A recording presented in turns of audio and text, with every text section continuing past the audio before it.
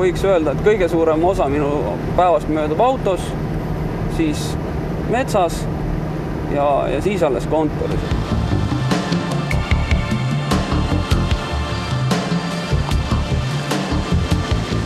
Üks osa minu tööst on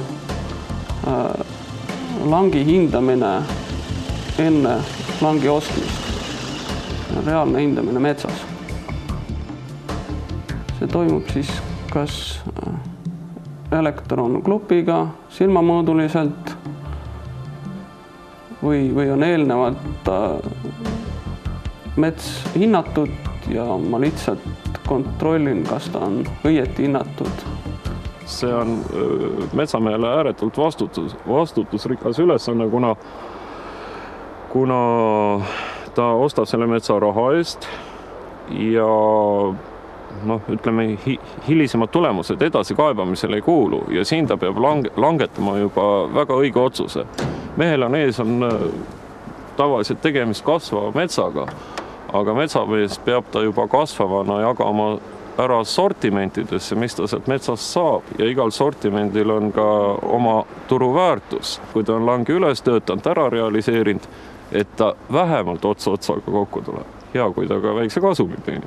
Metsameistri amet on niivõrd vana amet tegelikult, ja niivõrd traditsiooniline amet, et sellised põhiväärtused kehtivad seal pidevalt. Aga mis muutub, on kindlasti metsameistri tehniliste teadmiste tase ja need töövahendid, mida metsameister kasutab oma töös.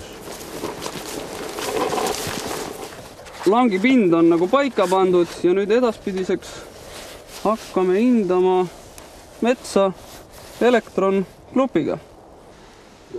See on metsamahu hindaja.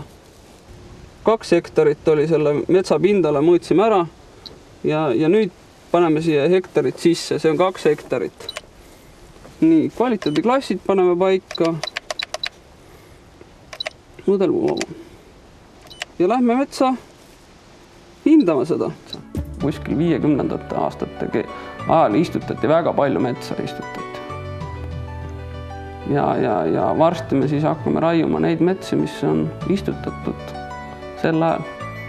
Eesti maa peal ei ole mitte kunagi nii palju metsa kasvanud, kui praegu kasvab.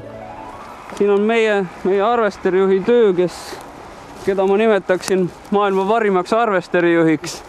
Lust vaadata, kännud on hästi madalale saetud. Me saame lageraietega raiuda seda metsa, mis meil on täisealine. Ja meil on Eesti Vabariigis praegu päris palju täisealist metsa. Minul meeldib tärkamine, uus elu. See on vana heinamaa, kus on kasvanud väga ilus ja elujõuline männinoorendik peale. Ja kindlasti minule see väga meeldib, mõnele põllumehele see kindlasti üldse ei meeldi.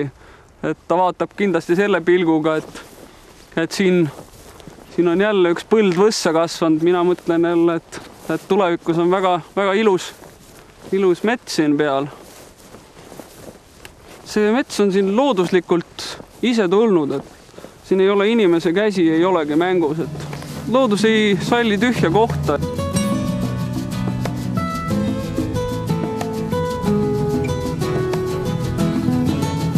Mets kasvab 100 aastat ja täna metsa istutades peab mõtlema sellele, mis sellest metsast saab 100 aasta pärast ja kas sellest metsast saab seda, mida me tahame. Et selles mõttes loob see metsa pikaajaline planeerimine metsamehe töösse niisuguse väga huvitava pikaajalise perspektiivi. Mets elab üle tema eluea.